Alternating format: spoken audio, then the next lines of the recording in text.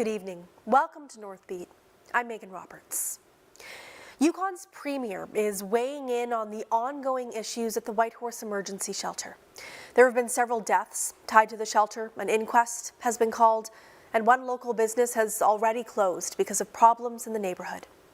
As Chris Windeyer reports, Ranj Pillay says efforts are now underway to tackle the ongoing public safety issues. Since it opened, the downtown shelter has been the subject of complaints about noise, violence, and drug use. Neighbors and shelter clients alike say it has made the area more dangerous, but people also need food, shelter, and access to harm reduction. It is a complex knot of social problems. So, what to do? Premier Ranj Pillay says private security guards are now conducting late-night patrols in the area, and an outreach service modeled on Winnipeg's successful Bear Clan program will launch soon. I'm heartened to see the collaboration that has taken place between CYFN, the RCMP, Connective, Kwalin Dun First Nation, Tonkwatchin Council, and the Government of Yukon. And I want to thank all parties involved for their efforts to make our community one that is safe, supportive, and welcoming to all. Yukon's opposition parties have pushed for this kind of action for years, so they're happy to see changes, but they worry the government is downplaying problems at the shelter. It was notable the Premier failed to mention that the coroner has launched an inquest into the death of 4 people at the shelter. We know the families of those people are looking for answers, and that inquest may come to different conclusions than he has about how well the shelter is or isn't working. And the MLA for the area says recent steps to improve safety have actually backfired. Shortly after the announcement of Alpine Bakery's closure, the benches in front of the emergency shelter were removed, citing concerns about disruptive gatherings. That was a month ago, and people haven't stopped gathering, they've just moved, primarily about a half a block away to where there are some parking lot dividers they can sit on, which is even closer to homes and without any proximity to the staff at the emergency shelter. This has actually made these gatherings more disruptive to the people trying to sleep in their homes, and even less visible to the staff who could intervene or call for help if someone was being harmed. There's no quick fix here. The shelter is tasked with tackling a wide array of social problems. The housing shortage, poverty, the toxic drug crisis, systemic racism, to name just a few. Pillay says the government will look at decentralizing some of the services the shelter offers, but even then there are no guarantees. Chris Windeyer, CBC News, Whitehorse. In Nunavut, the Department of Education says it plans to incorporate the report from the Kekitani Truth Commission into its curriculum. The QTC looked at how the federal government treated Inuit from 1950 to 1975, with a focus on the killing of sled dogs. The Kekitani Inuit Association and Nunavut Department of Education will develop teaching materials for all grade levels. For those who have been involved with the QTC, it's a relief to know it'll be taught in schools. I hope that they understand that history is complex and interconnected and interrelated, and that there is some empathy and compassion towards their parents and their grandparents. It was an extremely difficult period of time, and people tried to do the very best that they could. Including the QTC in Nunavut's education curriculum was one of the 25 recommendations from the Commission's final report.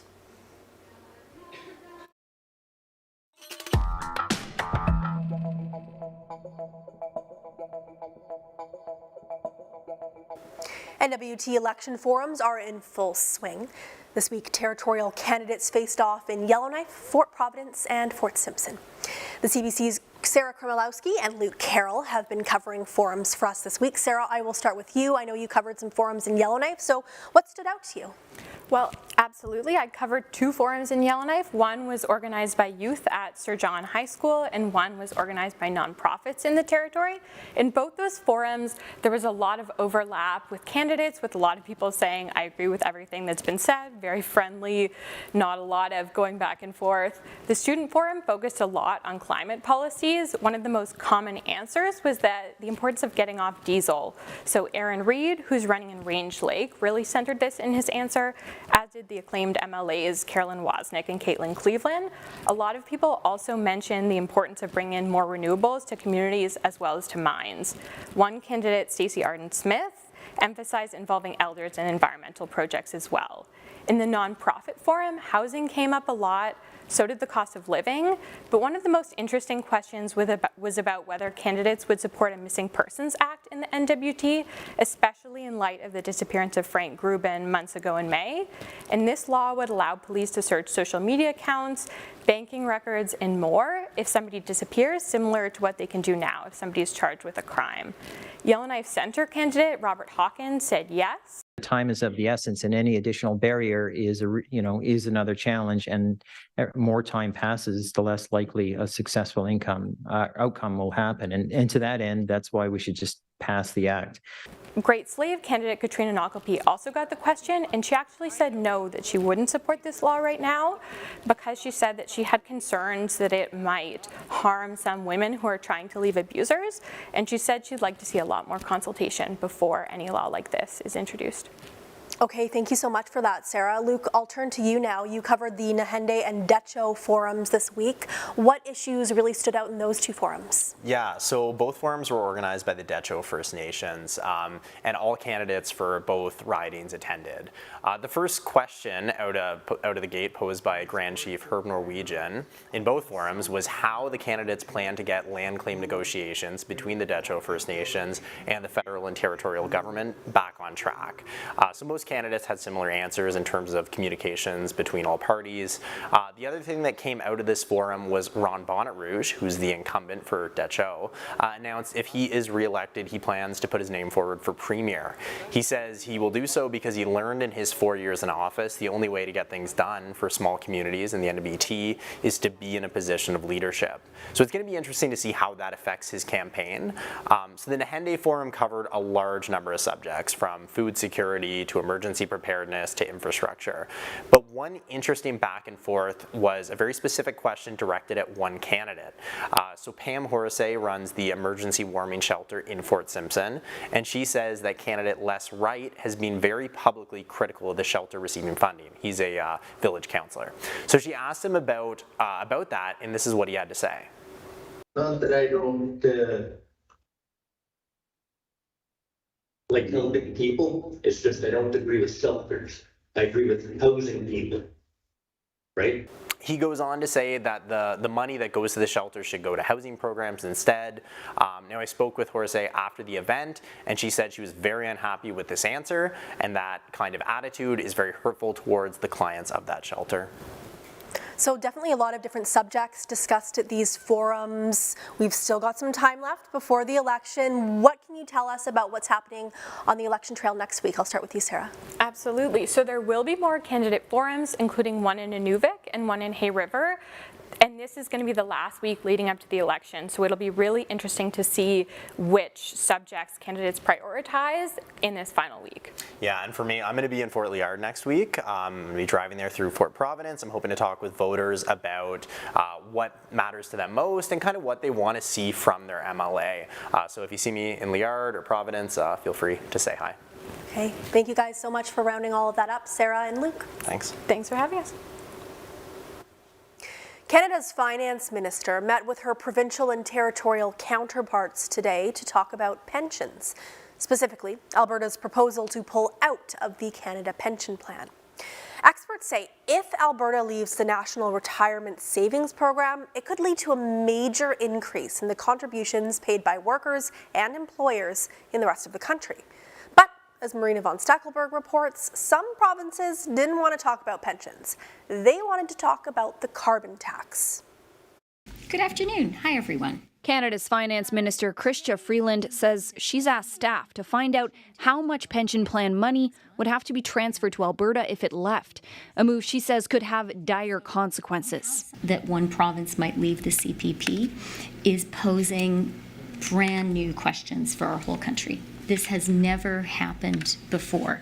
Freeland insists the one-hour virtual meeting was productive. We always do find a way to work together. And actually, today's meeting was very encouraging for me in that respect. But before she even spoke to reporters, Saskatchewan's finance minister blasted the meeting for not being about what she calls a much more pressing issue, writing, "I am extremely disappointed with the complete disregard from Minister Freeland to speak about the carbon tax crisis created by this federal government last week." That's when Ottawa announced a 3-year exemption to the carbon tax for Canadian homes that heat with oil. Saskatchewan's Premier Scott Moe threatened to stop collecting the carbon tax altogether if other forms of heat weren't included, like natural gas. Now, New Brunswick is looking at whether it should do the same. Premier Moe may have already had that answer, but I'm asking our colleagues here, our legal team, what opportunities do we have there? Even Ontario, that requested the pension meeting, called on the Liberal government today to remove the carbon tax on natural gas. I'll just say this, we're talking about national unity and the Canada Pension Plan. This carbon tax is now becoming an issue of national unity. Will there be any further exemptions to the carbon tax on home heating? No. Freeland says finance ministers will have a chance to talk about the carbon tax when they meet in person next month. But this issue will undoubtedly come up when the premiers meet in Halifax in just a few days. Marina von Stackelberg, CBC News, Ottawa. There are fresh signs today that the Canadian economy is slowing down. The latest job numbers came in weaker than some analysts expected. But as the CBC's Nisha Patel explains, slower growth could help bring down inflation. Canada added about 18,000 jobs last month, but it was mostly part-time positions. The unemployment rate ticked up to 5.7%. It's climbed higher for 4 of the past 6 months. As the population grows rapidly, there are more people looking for work. We're starting to see Ontario, Quebec showing more signs of weakness. We know that some of the western provinces with the resource sector and oil prices still playing a role in adding to profitability. So there's that usual typical difference of fortunes that we see across provinces. Overall, there were more jobs in construction and recreation, while the manufacturing, retail, and real estate sectors lost positions. Economists say the Bank of Canada's aggressive interest rate hikes are having an impact.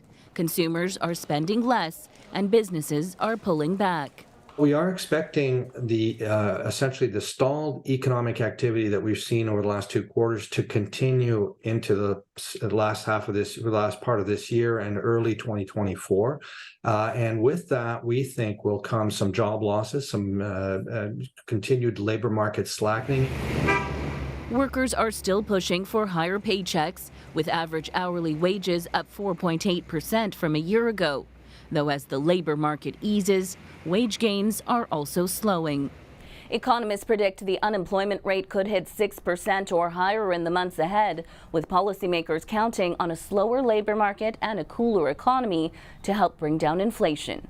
Nisha Patel, CBC News, Toronto. Prominent scholar and former judge Mary Ellen Turpel-Lafond is being dropped from the Order of Canada. Turpel-Lafond says she has chosen to return the honour. The termination was approved by the Governor-General back in September. Turpel-Lafond claimed to have Cree ancestry through her father, but a CBC investigation cast a doubt on those claims. They're known as forever chemicals. Once in our bodies, they can last for decades. There's a growing movement to ban them. The challenge, though, is we don't always know which products they're in. But the team at CBC Marketplace did some testing to get to the bottom of things. David Commons reports. In science, they're called PFAS. To others, forever chemicals, now connected to a greater risk of cancer and reproductive problems, but used for decades to make products water, grease, and stain resistant. From raincoats to pans, popcorn bags, dental floss, and more. They're all persistent, highly persistent. They can last for decades, if not centuries.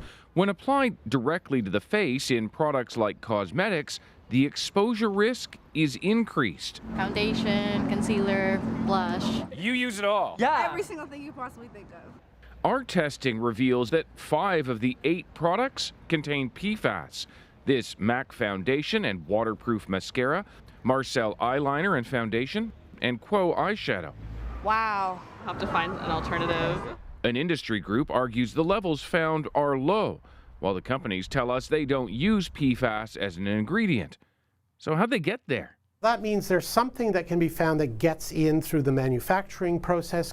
This is not background levels. This is not just something that's found in drinking water, that there has to be something else in the process that's allowing these levels in.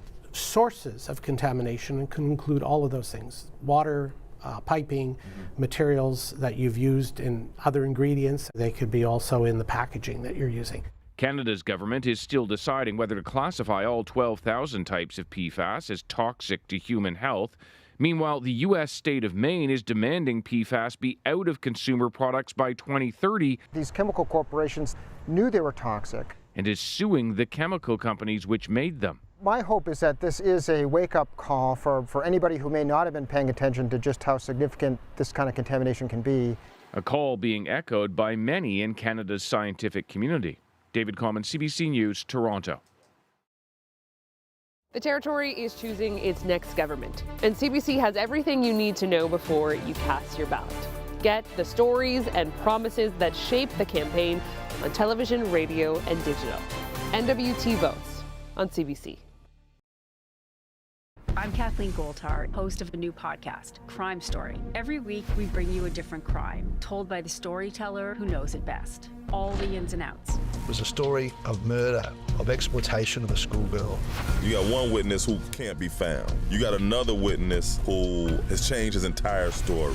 I remember just this feeling of complete disbelief. Crime Story, available now on CBC Listen or wherever you get your podcasts. You are constantly on the move, and so are we, making sense of the moments that matter together. Looks like things are maybe winding down.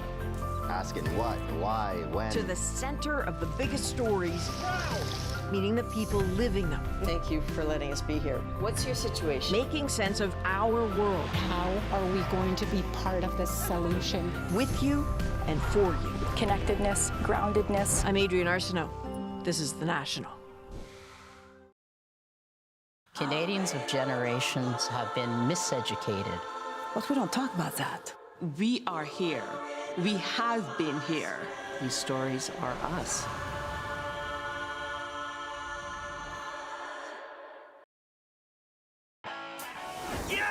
Yeah, dog! Oh, an absolute classic. All right. Let's go!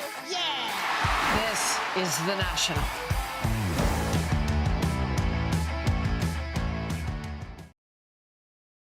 Every week, the issues that matter to Canadians. These are acts of desperation. Connecting politics to people. Some people have lost everything. Join me for Rosemary Barton Live.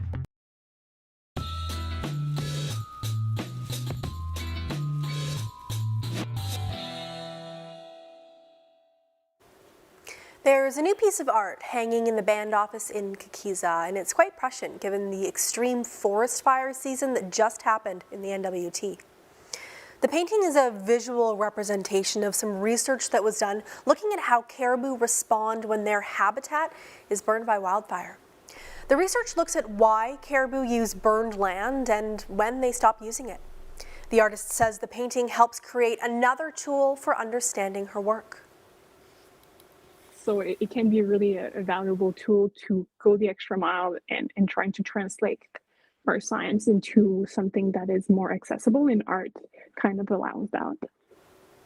The painting shows the cycle of the boreal forest in quadrants. First, there's a caribou in a mature forest, then a fire, then caribou in front of burnt trees, and finally, the painting shows the forest's regrowth. The Canadian Rangers and their distinctive red hoodies are well known in the north. They are an important part of our communities. And there's also Ranger battalions in Ontario's Northern First Nations. They recently came together outside Thunder Bay for training. Take a look. What are we doing here today? What is happening? So the activity at Rinker Lake is a ground search and rescue exercise meant to validate the skills of the Canadian Ranger for the Ontario Provincial Police. In Northern Ontario, there are very limited police presence. So the Canadian Rangers are in a majority of those communities, and they have the ability to project outwards and save lives. How often do you guys put these on for Canadian Rangers? So we try to validate at least once a year, whether it's through community activities themselves. So that could just be going in the community and doing a hunt. But the same skills are there where we plan and execute a training activity, and it's reinforcing those skills. So when we go out and we live on the land, we practice safety, and over the years it's translated well. People are communicating better and making themselves less prone to becoming a casualty. Good. Hello, I'm Canadian Ranger. My name is Corporal Harriet Cutfeet. I'm from Kitchener-Mexip, Inninwook. What made you want to become a Canadian Ranger? I wanted to be a Canadian Ranger because I am proud of being an Indigenous and plus being a Canadian. The skills that I pick up from here, I take them back, and then when something happens, if somebody's missing like a hunter, then we get together because we have other Canadian Rangers in my community. So whatever that I've been taught here, it kicks in. Yeah. Now you've said you've been doing this for 20 years, 20 plus years. Yes. And why do you keep coming back? Because I like what I've been taught. It helps me in my community and the people. You know, like being here, like there's new rangers, there's first time here for training. So it is like I'm an elder ranger now. It's good to see younger ones coming out, but you know, you're here to improve yourself, your skills. For sure. For the community. How important is it to have Canadian Rangers within these communities in the north? I believe that it is very valuable. The military have the ability to bring Rangers down, train them to a decent level, especially the Ontario Provincial Police level. And proof is in the last couple of years, especially last year, we went out on numerous missions and saved approximately 33 lives. Nunavik youth from Pivernatuk have released a new original music video.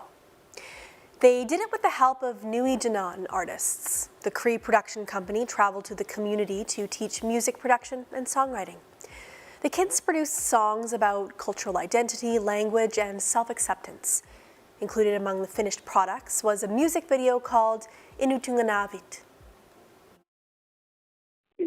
They told me to be on the video with them. Shy at first, but I got used to it.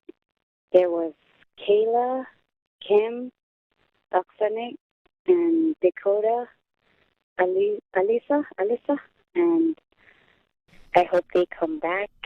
I hope we do our music again. I miss you guys. Nui Janan, which means we live here in James Bay Cree, has been working with Indigenous youth around the world since 2014. In Whitehorse, people are gearing up for the annual Blue Feather Music Festival. It gets started this weekend. The two-day event features local and visiting acts, but it's not just about music. It also sets out to empower local youth through mentorship. Young people are taught about everything that goes into producing a festival.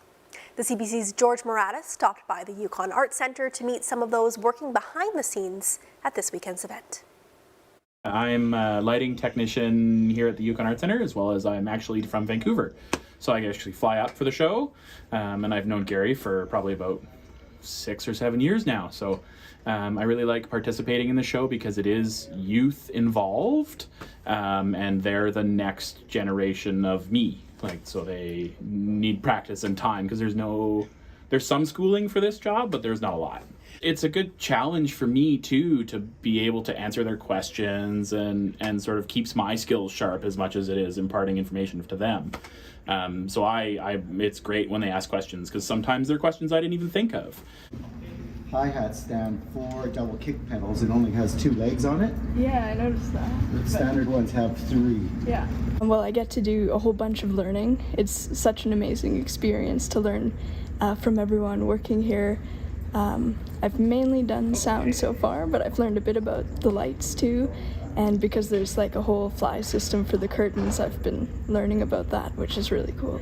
Well, since I was really little, I'd come here to perform for all kinds of things, like school choir, I think was one of the first ones. And my favorite thing to do would be to go backstage, and I distinctly remember watching someone on the monitor console the one time, and I thought it was the coolest thing. I was just working on setting up the second drum kit in 2 days. So I've been learning how to do that too. Well, I don't really know how to set up a drum kit, so it's something I've been learning. I've done it a few times now, starting to get the gist of it, I think. It's fun. Like, I've learned a lot more.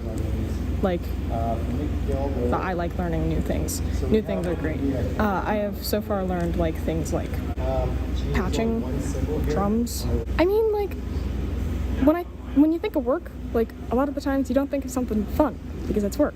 But this is fun because I'm learning new things, and like understanding it is, how would you word it? Understanding it is fun. It's fun. It's great. I mean, I feel like I owe a lot of learning this trade to mentorship, so it feels really good to be able to pass that along. It feels good to have an environment that really encourages that, just in the festival and in the art center in general. Yeah. So then I think that's...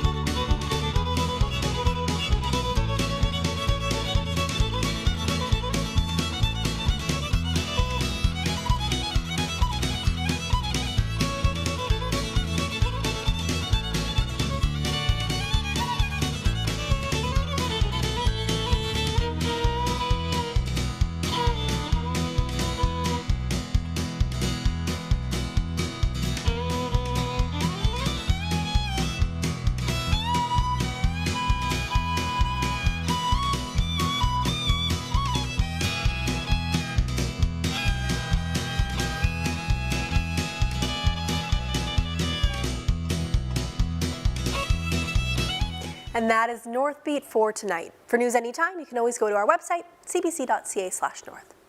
We leave you with a look at the music video we just told you about, made by youth in Pavernatuk.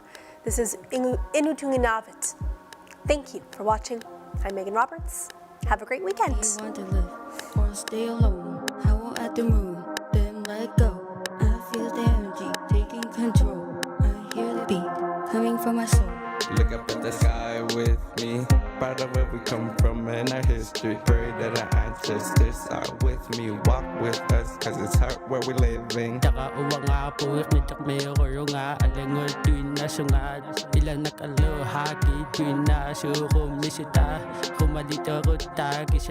I feel pain inside, heartbeat makes me feel alive. Listening to music helps my pain since the day you went away. Drowning in my tears, always feeling scared. But music makes me heal when I'm drowning underwater. I hate being alone. You're not alone, you're home. Together we can fix our hearts. Together we can heal our scars.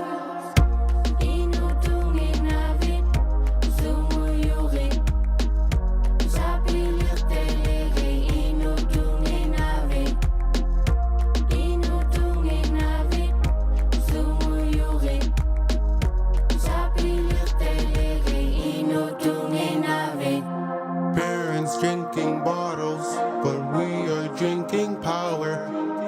I wanna cry, but I can't no matter how hard I try. I dare, I So una toilet, ako na pagkalok to ko kisya ni ane ko lang I read. Ane ko lang I read, lagi na ba mega man.